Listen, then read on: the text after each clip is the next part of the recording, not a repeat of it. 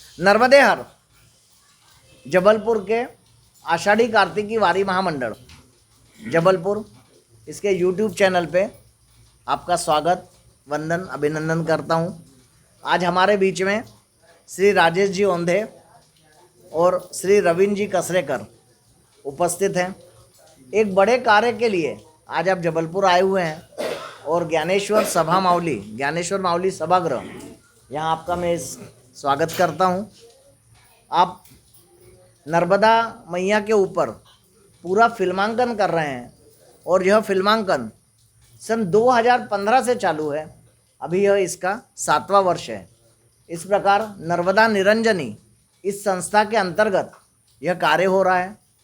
यह कार्य की विशेषता यह है कि यह जो कार्य है, स्कंद पुराण के रेवाखंड में जो तीर्थ स्थान दिए हैं, उन तीर्थ स्थानों को लेकर के और यह शूटिंग हो रही है। निश्चित रूप से भविष्य में यह शूटिंग जो है नर्मदा परिक्रमा वासियों के लिए भी उपयोगी होने वाली है और विश्व स्तर पे नर्मदा मैया की जो ये शक्तियाँ और स्थान, यह लगभग सारे विश्व को पता लगने वाली है। इस प्रकार का यह एक बड़ा कार्य आपने हाथ में लिया है। आप दोनों महानुभावों का सर्वप्रथम मैं परिचय करा देता हूँ। आप हैं श्री राजेश जी ओंधे। आपने बीए साइकोलॉजी में किया है, कंसल्टेंट है और अभी आप रिसर्च कर रहे हैं।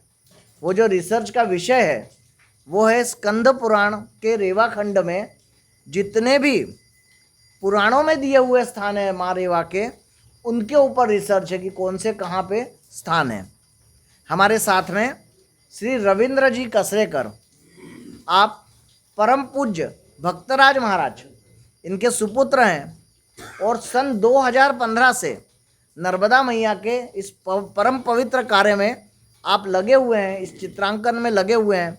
और आज बहुत सौभाग्य की बात है कि आज इस संत ज्ञानेश्वर माउली सभागृह में आज आपका आगमन हुआ है और आज आप दिन भर से शूटिंग करके और थक के आए हैं, उसके बाद भी वारी महामंडल के इस यूट्यूब चैनल में आप समय दे रहे हैं। आप दोनों का बहुत बहुत स्वागत है, अभिनंदन है। और निश्चित ही नर्मदा मैया की कृपा से आपका जो कार्य है वो सफलता से पूर्ण होने वाला है। अभी मैं सबसे पहले श्री रविंद्र जी से नर्मदा निरंजनी इस संस्था के बारे में जानना चाहूँगा कि यह कल्पना क्या है और यह संस्था किस प्रकार से आपने प्रारंभ की है और उसका फंडिंग किस प्रकार से और कैसा आप कर रहे हैं।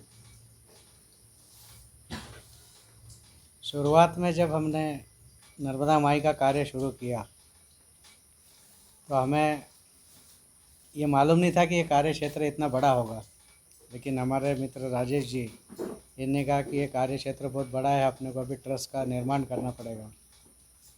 उसके बाद में 2019 में नर्मदा निरंजनी का ट्रस्ट बनाया। इसके पहले ऐसा कोई फंडिंग नहीं था। माँ की कृपा, गुरु महाराज का आशीर्वाद, ये सब साथ में लेके हमने शूटिंग, नर्मदा माई की शूटिंग का कार्य शुरुआत की थी। शूटिंग के कार्य की शुरुआत यदि पूरा विवरण में बताने जाऊँ तो कम से कम दिन कम पड़ जाएगा। बहुत संक्षिप्त में कह रहा हूँ कि बस मैया की कृपा है कि ये जो कार्य चल रहा है उसी की कृपा से चल रहा है। और नर्मदा निरंजनी जो ट्रस्ट का निर्माण हुआ है 2019 से हुआ है। उसके पहले नर्मदा माई ऐसे ही हमसे सब शूटिंग करवा लेती थी और आज भी वो चल रहा है। आपका जो संकल्प है कि आप जो जो जितना वर्ष भर में जो आप कमाते हैं, बहुत बड़ा संकल्प है। मेरे को ऐसा पता लगा कि आपका जो संकल्प है, तो वर्ष भर में आपकी जितनी कमाई होती है उसका कुछ प्रतिशत आप इस कार्य में लगाते हैं। क्या यह सही है? ये मेरा संकल्प नहीं है, ये मेरे मन के विचार है कि अपन एक तो मानव जीवन लिया है तो समाज के लिए कुछ न कुछ कार्य करना अपना धर्म बनता है। और दूसरी बात है कि संत भक्तराज जी के हम सपुत्र होने के कारण ये भी हमारा दायित्व है कि महाराज जी के पदचिन्हों पे तो हम नहीं चल सकते, लेकिन उनकी पैर के धूल के बराबर भी हम कुछ कार्य करते हैं, तो ये हमारे लिए सौभाग्य की बात है। और जो आपने बताया कि धन का जो अर्जित आप करते हैं, तो माँ की कृपा से हो रहा है। बस एक मन में विचार था कि जो भी अपन कमाते हैं उसमें से कुछ मैया के काम में लगाएंगे। निश्चित रूप से यह जो कार्य है, मैया का जो कार्य है, यह बहुत बड़ा कार्य है। और ये जो शूटिंग अभी अपन देख रहे हैं, 2015 से ये शूटिंग चल रही है, यानी कितने बारीकी के साथ यह कार्य हो रहा होगा, इसकी हम कल्पना कर सकते हैं। तो इस प्रकार से हमारे बीच में राजेश औंधे जी बैठे हैं, जिन्होंने नर्मदा मैया के स्कंद पुराण में जो रेवाखंड है, रेवाखंड के ऊपर रिसर्च कर रहे हैं। कितनी महत्व की बात है। तो मैं आपसे पूछना चाहूँगा कि आपका ये जो रिसर्च है वो क्या है, और किस प्रकार से आप शूटिंग को आगे बढ़ा रहे हैं, और उसकी अनुभूति क्या है। जी बिल्कुल। एक तो ऐसा है कि रेवाखंड में जो तीर्थस्थल दिए हुए हैं और जिन तीर्थस्थलों का उल्लेख है उनको आज ढूंढना, क्योंकि ज्योग्राफिकली देखा जाए तो मैप पे आज वो तीर्थस्थल जो पुराणों में दिए हुए हैं और आज जहाँ है उसमें बहुत अंतर है। कभी कोई कहीं गया था, उसने कहीं एक तीर्थस्थल का नाम यहाँ पे लिखा था, कभी गाँवों के बाद में अंतर हो जाता है। तो ऐसा है कि हमारा मेन चैलेंज ये रहता है कि तीर्थस्थलों का अध्ययन तो एक कर लेंगे, लेकिन तीर्थस्थलों का अध्ययन करने के बाद में आज वो जगह कहाँ है वो तो शायद वहाँ रहने वाले ग्रामस्थ जो है वो भी नहीं बता सकते। कहीं छोटा मंदिर होता है जो बहुत बड़ा तीर्थ होता है, लेकिन पास में रहने वाला जो आदमी होता है वो जानता नहीं कि वो तीर्थ कितना बड़ा है, और हम लोग उसके आजू इर्द गिर्द घूमते रहते हैं। और फिर कोई एक मंदिर का छोटा सा पुजारी बोलता है, अरे आप इतने घूमे हो, वो तो वहाँ पे छोटा सा मंदिर रहता है। तो बहुत बार ये होता है कि जितना ज्ञान चाहिए शूटिंग के लिए वो ज्ञान हमको होता नहीं है, वो लोग हमको देते रहते हैं। और ये टू वे होता है, हम थोड़ा अध्ययन करते हैं, थोड़ा लोगों से पूछते हैं, थोड़ा कथाकारों से पूछते हैं, थोड़ा विशेषज्ञों से पूछते हैं, थोड़ा जो आर्कियोलॉजी डिपार्टमेंट में कुछ हमारे दोस्त हैं उनसे पूछते हैं, कुछ जर्मन स्टडीज़ है। यहाँ पे जब डैम बने थे तब एक जर्मन आर्किटेक्ट आया था, उन्होंने तब मैया के परिक्रमा के ऊपर अमरकंटक में जाके एक स्टडी की थी जो जर्मन में लिखी थी, जो उन्होंने इंग्लिश में बाद में ट्रांसलेट की थी। वो बहुत रेयर पीडीएफ है वो, तो उसका कभी कभी मैं यूज़ करता हूँ। तो इस तरह से एक साइड एक जगह सिर्फ तीर्थस्थल और दूसरी जगह आज जो गांव है, ऐसे एक लिस्ट बना लेता हूँ और उस तरह से शूटिंग का शेड्यूल प्लान करता हूँ। निश्चित रूप से 2015 से आप शूटिंग कर रहे हैं, तो आप शूटिंग का एक समय आपका निर्धारित रहता होगा। तो अन्य समय में आप कुछ काम इसके ऊपर करते हैं क्या? कैसा है आपका शेड्यूल, कैसा रहता है? कि जैसे वर्ष भर में भी आपने 4 महीने शूटिंग करी, तो बचे समय में क्या आप उस जो शूटिंग करने वाली जो जगह है उनके बारे में विचार करते हुए और कुछ ऐसा करते हैं? क्या करते हैं आप? बिल्कुल। नर्मदा निरंजनी का एक फेसबुक पेज है, तो उस फेसबुक पेज पे ओमकारेश्वर से आज ब्राह्मण गांव जो है, जो अपना दक्षिण तट है वहाँ पे ब्राह्मण गांव है, वहाँ तक हर एक जगह का मैप के साथ वहाँ की फ़ोटोज़ और वहाँ का जो आध्यात्मिक महत्व है वो पूरा का पूरा आज आप भी देख सकते हो। तो वो फेसबुक पे है। तो साल भर ये हमारा कार्य होता है कि वहाँ के स्थानिक लोगों से बात करें, वहाँ से स्थानिक जानकारी ले और तीर्थ स्थलों से जुड़ी जानकारी उनसे पूछे, उनसे वैलिडेट करें कि हमारे पास जो तीर्थ स्थल इन गाँव में लिखे गए हैं क्या वही है। वो उसकी एक सूची बनाए और फिर जब शूटिंग के लिए निकले तो फिर वो सूची जो है वो फिर एक बार वैलिडेट करें किसी एक्सपर्ट के साथ, फिर वो 2 बार जब होती है वैलिडेट तब वो हम लोग सर्कुलेट करते हैं। हमारे कैमरामैन है रवि भैया है, उनसे उसके बाद में शूटिंग के लिए निकलते हैं। तो ये काफ़ी मतलब हम मेरे जैसे छोटे आदमी के लिए ये बहुत बड़ा कार्य है। जैसे कि आपने बताया कि आप पुराणों में जो उल्लेखित स्थान है उसके ऊपर काम कर रहे हो, तो निश्चित बात यह है कि डैम के कारण भी बहुत सारे पुराणों के स्थान डिस्टर्ब हुए हैं, और नर्मदा माई के ऊपर 3 बड़े डैम होने के कारण यह एक तकलीफ होती होगी। उसके बाद भी इतना ढूंढना ये बहुत कठिन कार्य है। पर क्या आपको कुछ ऐसे पौराणिक स्थल जो शायद गांव वालों को ना पता हो। तो ऐसा कोई एक स्थल आप बताइए जो जिसके कारण आपके कारण उस स्थल पे अब जागृति आई है कि लोगों को पता लगा कि पुराणों में इसका इतना बड़ा उल्लेख है। ऐसा कोई स्थान आपने खोजा है क्या इस पूरे इसमें? अगर कहने जाए तो ऐसे बहुत स्थान हैं, क्योंकि अगर एक स्थान का नाम अगर मैं मिसाल के तौर पे गुजरात की बात करता हूँ, गुजरात में आज जाओ तो फिर भी एमपी में, मध्य प्रदेश में कम से कम थोड़ी अवेयरनेस है, क्योंकि यहाँ पे मंदिर है, पुजारी है, यहाँ पे मठ है, यहाँ पे आश्रम है, यहाँ पे धर्मशाला है। तो आध्यात्म से जुड़े लोग भी है, साधु भी है, संत है। लेकिन जब आप गुजरात जाते हो तो वहाँ की टोपोग्राफी चेंज हो जाती है, वहाँ के लोगों की मानसिकता जो होती है वो चेंज हो जाती है। साधु संत होते होंगे लेकिन हमको तो ज़्यादा दिखे नहीं, वो थोड़े कम हो जाते हैं। तो हमारा बेसिक इशू ये रहा कि हमको वहाँ जाने के बाद में कहीं किसी से भी मदद मिली नहीं। वहाँ के भरोच के पीछे और भरोच के आगे जितने भी तीर्थ स्थल थे हमको खुद ढूंढने पड़े, और उनको पूछना पड़ा क्या है तीर्थ स्थल आपको मालूम है, तो उनको मालूम नहीं था। वहाँ पे आज भी ऐसे बहुत सारे शिवलिंग है जहाँ पे जल नहीं चढ़ता। वहाँ पे आज ऐसे बहुत सारे शिवलिंग है जो तीर्थ है लेकिन वहाँ पे पुजारी नहीं है। वहाँ पे आज ऐसे बहुत सारे शिवालय है जो खेती में है और लोगों को मालूम ही नहीं कि ये शिवालय है और ये तीर्थ है। ये तो बहुत ही बड़ी बात है कि कई स्थानों पे शिवालय होने के बाद लोगों को तीर्थों की जानकारी नहीं रहती, और आप स्कंद पुराण में जो रेवाखंड है उसके ऊपर एक बड़ा अध्ययन कर रहे हैं। ये निश्चित रूप से परिक्रमा वासियों के लिए बहुत ही अच्छा होने वाला है और एक बड़ा कार्य होने वाला है जो आपके हाथ से हो रहा है। तो इसके ऊपर जो अभी आपने कुछ लेखन भी कर रहे हैं क्या, कि इसके साथ साथ शूटिंग के साथ साथ कुछ लेखन कार्य भी हो रहा है क्या? शूटिंग के साथ लेखन कार्य तो चल रहा है, क्योंकि जब तक वो लेखन कार्य हम शेड्यूलिंग के मतलब जैसे शेड्यूल होता है या फिर क्रॉनिकलिंग होता है कि जैसे कहाँ किस डेट पे कहाँ गए, तो जब तक वो हम नहीं लिखे तब तक आगे जो इसकी एडिटिंग होने वाली है वो उसके लिए हमको मतलब उस चीज़ के लिए वो बहुत ज़्यादा मददगार साबित होगा। लेकिन हाँ, अगर पुस्तक के तौर पे अगर आप कहें तो ऐसा लेखन कार्य, क्योंकि ये अपने आप में ये कार्य जो है ये अपने आप में इतना चैलेंजिंग है, इतना टाइम टेकिंग है और इसके लिए इतना वक्त देना पड़ता है कि एक इसके ऊपर पुस्तक ज़रूर हो सकती है। इस मतलब ये हमारी बिलीफ है, ये हम सोचते हैं, लेकिन ऐसा कार्य अभी तक इसकी हम लोग शुरुआत नहीं की हम लोगों ने। एक विषय ये था कि अभी आप देख रहे हैं कि दिन प्रतिदिन नर्मदा परिक्रमा वासियों की संख्या बढ़ रही है।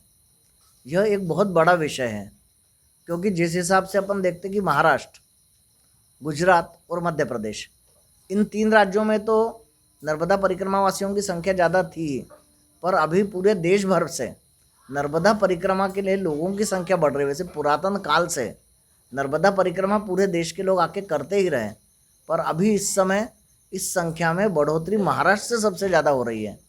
तो इसका कारण तो अभी अपन सब जानते हैं किस कारण हो रही है, पर अन्य राज्यों से भी आप देखते होंगे। तो आप शूटिंग करते समय आपको क्या अन्य राज्यों के लोग भी मिले हैं क्या यहाँ पे ऐसे?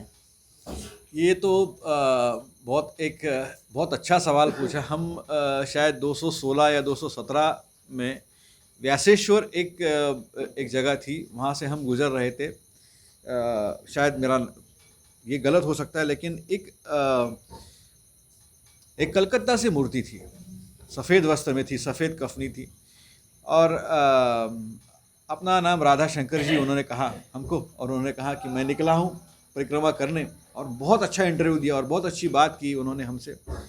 तो हमने कहा कि आपके यहाँ के लोग निकलते हैं मतलब परिक्रमा के लिए आप लोग? तो उन्होंने कहा हाँ, हम लोग, हमारे गुरु माँ के स्थान है यहाँ पे, विवेकानंद जी के स्थान है यहाँ पे। तो तब पता चला कि लोग, बहुत सारे लोग यहाँ पे इसलिए आते क्योंकि उनके गुरुस्थान है यहाँ पे, उनकी गुरु परंपरा कहीं पे यहाँ पे यहीं है, जो शायद मैं महाराष्ट्रियन हूँ तो मुझे मालूम नहीं। तो वो जिन लोगों को पता चल रहा है कि यहाँ पे गुरु परंपरा जो है वो बहुत सालों से चल रही, कितने लाखों सालों से चल रही है, जो उनको पता चलता है कि हाँ हमारी गुरु की शुरुआत यहाँ से है, तो यहाँ पे ज़रूर आते हैं। ये भी एक बहुत महत्व का विषय है कि देश में बहुत सारे ऐसे बड़े संतों का गुरु स्थान यहाँ पे होने के कारण नर्मदा माई के परिक्रमा के लिए अनेक लोग आते हैं। अभी इसी स्थान पे आपको मैं बताना चाहूँगा कि पूर्वांचल से एक परिक्रमावासी, मेरे को बड़ा आश्चर्य लगा कि पूर्वांचल समान जगह से, और शायद अपने यहाँ से बता के गए कि अब हम पूर्वांचल में जाकर के नर्मदा मैया के लिए काम करेंगे। इसी प्रकार से एक प्रश्न मेरे मन में उठा, मैं आदरणीय रविंद्र जी से पूछना चाहूँगा कि आप परिक्रमा के इस प्रकल्प के साथ साथ आपने पर्यावरण का भी प्रकल्प लिया हुआ है, जी। तो नर्मदा माई के ऊपर पर्यावरण, इस विषय के ऊपर आप क्या सोचते हैं? पर्यावरण का जो विषय है, ऐसे तो बहुत से संस्थाएं इस पे काम कर रही है पर्यावरण के उपसे पे, लेकिन हमने जो पर्यावरण का विषय चुना है उसमें से एक विषय है कि आध्यात्मिक पर्यावरण। जैसे कि कुछ तीर्थ स्थान हैं जो हमारे राजेश जी ने नोट डाउन किए हुए हैं कि उनकी स्थितियाँ भी इस अवस्था में हो गई कि वो हो सकता है कि 2 4 5 साल 10 साल में शायद जलमग्न हो जाए या गिर जाए। तो वो पर्यावरण के, आध्यात्मिक पर्यावरण के इसमें हमारा अगला जो कार्य रहेगा, नर्मदा माई का शूटिंग का पूरा कार्य होने के बाद और नर्मदा माई का पूरा चलचित्र जब ये पूरे भारतवर्ष में और विश्व में जो प्रदर्शित होगा मैया की कृपा से, तो उसके बाद का हमारा दूसरा जो चरण है, वो जितने भी तीर्थ स्थान हैं जो हमारे आज तक नज़र में आए हैं या हमने देखे उसको या नोट डाउन किया है, तो उसको हम गांव के लोगों की मदद से, वहाँ के स्थानिक लोगों की मदद से नई जनरेशन को उस स्थान के बारे में जागरूक करना और उस स्थान का उनको महत्व समझाना, और समझाने के बाद में हर एक गांव से, यानी उसी गांव के हर व्यक्ति से कुछ न कुछ दान स्वरूप में उनसे धन राशि प्राप्त करके वो मंदिर का जीर्णोद्धार करने का काम हम करने वाले हैं। ये हमारा आध्यात्मिक पर्यावरण का कार्य है। दूसरा पर्यावरण, जैसे बच्चों को राजेश जी का पढ़ाई का क्षेत्र भी है और सिखाते भी है, ट्रेनिंग भी लेते हैं, तो बच्चों को कहीं जगह जाके ट्रेनिंग भी देंगे कि पर्यावरण क्या होता है, मैया को साफ़ सफाई कैसा रखा जाए। मैया के प्रति बच्चों के मन में प्रेम जब पैदा करेंगे तो आने वाली पीढ़ी के लिए ये क्या बोलते हैं कि आध्यात्मिक प्रगति उससे आने वाली पीढ़ी को मिलेगी। क्या मैं एक ऐड कर सकता हूँ यहाँ पे? बस अभी बहुत लेटली एक architectural I am sorry agricultural expert कृषि क्षेत्र में हमसे जुड़ रहे हैं। उन्होंने क्या कहा कि जो फर्टिलाइज़र जो होती है, जो एक्स्ट्रा मात्रा में पड़ती है, तब वो सॉइल वहाँ की एसिडिक हो जाती है, और आप कुछ सालों के बाद में कितनी भी आप प्लॉइंग करो, मतलब वो ज़मीन जो है, नीचे की ज़मीन जितनी भी आप ऊपर लो, एसिड उसमें से कम नहीं होता। तो आज आप अपने आने वाली जनरेशन्स को कौन सी ज़मीन दे रहे हैं? आप ऐसी एसिडिक ज़मीन दे रहे हैं जिसकी ग्रो जो है, जहाँ पे एग्रीकल्चर कम होने वाला है। पानी जितना भी यूज़ करो, फर्टिलाइजर्स जितने भी यूज़ करो, आगे जाके एग्रीकल्चरल ग्रोथ जो है वो कम होने वाली, और ये मैया के तट पे हो रहा है। जिस तरह से एग्रीकल्चर्स के अंदर फर्टिलाइजर्स का इस्तेमाल हो रहा है, वो इतने ज़्यादा हो रहा है, कहीं पे भी आप पूछो, फर्टिलाइजर्स का इस्तेमाल हो जाने से वो पूरी की पूरी सोइल एसिडिक हो गई। इस विषय पर हमारे लिए एक एग्रीकल्चर एक्सपर्ट है विनय जी आवटे, जो शरद पवार जी के साथ थे, क्योंकि शरद पवार जी खुद एक एग्रीकल्चर एक्सपर्ट रहे हैं, तो वो उनके साथ थे। तो उन्होंने कहा कि हाँ, अगर आप कुछ किसानों को एक साथ ले आओगे तो मैं ज़रूर वहाँ पे आऊँगा और उनको सिखाऊंगा कि फार्मिंग कम से कम फर्टिलाइजर्स में कैसी की जाए। अभी आपने ब्राह्मण घाट का उल्लेख किया, ना बरमान घाट का जी, तो उसका दक्षिण तट और उत्तर तट, तो बरमान घाट का जो उत्तर तट है वहाँ आपने तो शूटिंग करी ही होगी मेरे को लगता है, पर वहाँ पे कुछ मराठा कालीन मंदिर है जो जीर्ण अवस्था में आज हैं, या पुरातत्व विभाग उसकी ओर देख ही नहीं रहा है, और वो मूर्तियाँ बहुत सुंदर हैं। तो उसके बारे में आप यानी जो जिम्मेदारी है, तो महाराष्ट्र गवर्नमेंट ने भी इसके बारे में कुछ जिम्मेदारी लेना चाहिए क्या? जो ऐसे स्थान है जो मराठा शासन काल के हैं, उनके बारे में जो जिम्मेदारी है वो मध्य प्रदेश शासन के साथ में क्या महाराष्ट्र शासन ने भी लेना चाहिए? एक विषय लोगों के मन में ही आ रहा है, तो ये ऐसा कुछ हो सकता है क्या? इसके बारे में आप क्या सोचते हैं? बिल्कुल। इसके बारे में अगर आप जो मतलब आपका सवाल जो है, ये बिल्कुल हम कह सकते हैं कि एक बहुत ऑब्वियस सा, बहुत डायरेक्ट और बहुत सही सवाल है। हाँ, कि अगर इस देश की जो धरोहर है उसको संभालने के लिए अगर इस देश का हर शासन से जुड़ा हुआ एक आदमी आगे आ जाए, एक आदमी आगे आ जाए, वो फिर एमपी का हो या महाराष्ट्र का हो कोई, तो बहुत सारी चीज़ें जो है जिनका जतन आज नहीं हो रहा है वो एक आदमी से हो सकता है। लेकिन हमारे आज ये सबसे बड़ा चैलेंज ये है कि लोगों को इस रेवाखंड के बारे में बहुत कम मालूमात है। बहुत कम लोग जानते हैं कि सचमुच यहाँ पे तपस्थलियाँ है।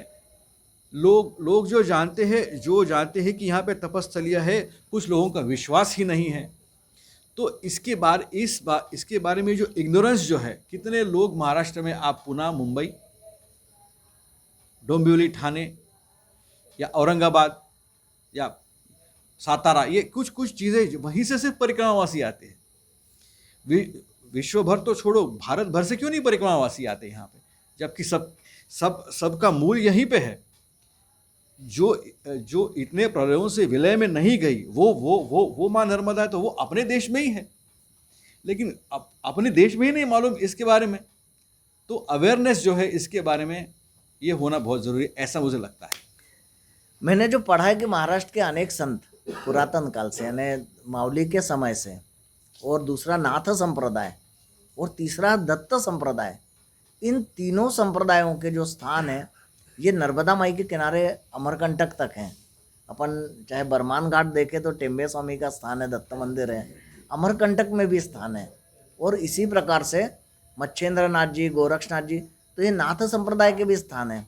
और अभी एक खुशी की बात यह है कि महाराष्ट्र में जो सबसे बड़ा जो वारकरी संप्रदाय है, अभी तक वारकरी संप्रदाय का ओढ़ा, यानी जिसको कहते खिंचाव, ये नर्मदा परिक्रमा की ओर नहीं था। ये पिछले 3-4 वर्षों से या 5 वर्षों से पूरा का पूरा वारकरी संप्रदाय नर्मदा माई के परिक्रमा के ऊपर आ रहा है। तो इसके जो परिणाम है वो किस प्रकार के हैं, और इसके कारण महाराष्ट्र में एक जागृति तो बन रही है, पर नर्मदा मैया जो है वो 70% से ज़्यादा मध्य प्रदेश में है, और महाराष्ट्र में जो नर्मदा मैया है वो मुश्किल से 6 या 7% है, और बचा जो भाग है 20% के लगभग, ये नर्मदा मैया गुजरात में है। तो तीनों राज्यों का कोई ना कोई दायित्व इस परिक्रमा के लिए बनता है। और अभी हम ये देख रहे हैं कि जितने राजनीतिक लोग हैं, बड़े बड़े पदों पे बैठे, ये नर्मदा मैया की परिक्रमा कर रहे हैं। पर एक विषय और ये था कि जो नर्मदा माई की जो सहायक नदियाँ हैं, चूँकि आप पर्यावरण से जुड़े प्रश्न उठा रहे हैं, तो यहाँ पे जैसे हिरण नदी है, आज हिरण नदी अपने उद्गम पे सूख रही है। परियट नदी है, उसके ऊपर इतना गोबर है कि वो मैया पर आते आते पूरा मैया का पूरा खराब कर रही है पानी को। तो इनके ऊपर क्या काम हो सकता है। और दूसरा, जो किसान लोगों ने जो बहुत सारे ट्यूबवेल बनाए हुए हैं, तो क्या सहायक नदियों के आजू बाजू ट्यूबवेल बैन होना चाहिए क्या, जिसके कारण उस पानी का लेवल प्रॉपर बना रहे। तो इसके बारे में आप क्या सोचते हैं? ये शायद इनके विचार इसमें बहुत अच्छे हैं। तो मैं जब मैया के बारे में सब काम चलता था तो मैंने कुछ किसानों से शूटिंग के दौरान अलग अलग मेरे दिमाग में बातें चलती रहती कि अपन और क्या क्या काम कर सकते हैं। तो उस दौरान में जब जाता था तो ट्यूबवेल लगी हुई है, वो तारे जो रहती है नर्मदा माई के किनारे खुले पे तारे पड़ी है। जो उसके पहले 1 साल पहले 2 परिक्रमावासियों की शायद मृत्यु भी हो गई तारों से करंट लग के। तो मैंने कुछ किसानों से कहा कि आपकी खेती बाड़ी है? बोले हाँ है। कितनी है? पूछा तो फलाना फलाना ने। सडन शेत करी थे, सब अच्छे परिवार से थे। तो मैंने कहा आपकी ये ट्यूबवेल वगैरह जो चलती है तो इसके लिए आप क्या कर सकते हो, जो तारे खुली पड़ी रहती है आपकी? कुछ नहीं, वो तो ऐसे ही चलते रहता है। मैंने कहा जब नर्मदा माई के किनारे हो, नर्मदा मैया आपको पूरा आपका स्थिति आपकी बदलती है, आपको सब नर्मदा मैया से मिलता, तो क्यों ना आपके परिक्रमावासियों को और जो पशु है वो भी करंट लग के इससे मर जाते हैं। और मेरे ख्याल से नर्मदा माई के किनारे 3000 किलोमीटर के अंदर कम से कम लाखों ट्यूबवेल तो होगी, और लाखों ट्यूबवेल है तो बोले तो करोड़ों लोगों का ये जन जीवन और पेट भरने का साधन तो नर्मदा मैया ही है, किनारा उसका नर्मदा मैया का। तो इनसे आपके माध्यम से मैं कहूँगा कि जहाँ जहाँ भी ट्यूबवेल है और जहाँ जहाँ भी ये वायरें खुली है, तो इसको इतना मजबूत रखे कि कोई उसके ऊपर से चले भी जाए तो उनको शॉक नहीं लगे या गिरे नहीं। और हर किसान, हर गांव का किसान 10-10, 50-50 किसान मिल के एकत्रित होके यदि वो हर ट्यूबवेल की अपनी जो व्यवस्था है उसको दुरुस्त कर ले या ठीक कर ले तो मेरे ख्याल से ये तकलीफ होएगी नहीं नर्मदा के किनारे। आज आषाढ़ी कार्तिकी वारी महामंडल के संत ज्ञानेश्वर माउली सभागृह में आज आप लोग आए और एक अच्छा विषय नर्मदा निरंजनी निश्चित रूप से भविष्य में विश्व की एक अच्छी संस्था बनने वाली है। माँ नर्मदा के ऊपर एक बड़ा कार्य कर रहे हैं और यह कार्य सफलतापूर्वक पूर्ण हो, इसके लिए निश्चित ही नर्मदा मैया आपका साथ देने ही वाली है। आषाढ़ी कार्तिकी वारी महामंडल जबलपुर इस कार्य में जो भी आपको मदद लगेगी वो निश्चित पूरा करेगी। आज आप यहाँ आए और आपने नर्मदा निरंजनी और अपने इस दिव्य कार्य के बारे में जो बताया, निश्चित रूप से हमारे चैनल के माध्यम से इस कार्य को पूरे देश भर में प्रसारित करने की व्यवस्था हम करेंगे। इतना ही कह करके मैं आज आपका समय, जो आपने आज मेरे को महत्वपूर्ण समय दिया, इसके लिए आप लोगों को बहुत बहुत धन्यवाद प्रेषित करता हूं। और आपकी जो अगली शूटिंग है वो निश्चित रूप से बहुत अच्छी हो, यही माई से दुआ करता हूं। बहुत जय बहुत जय धन्यवाद। राम कृष्ण।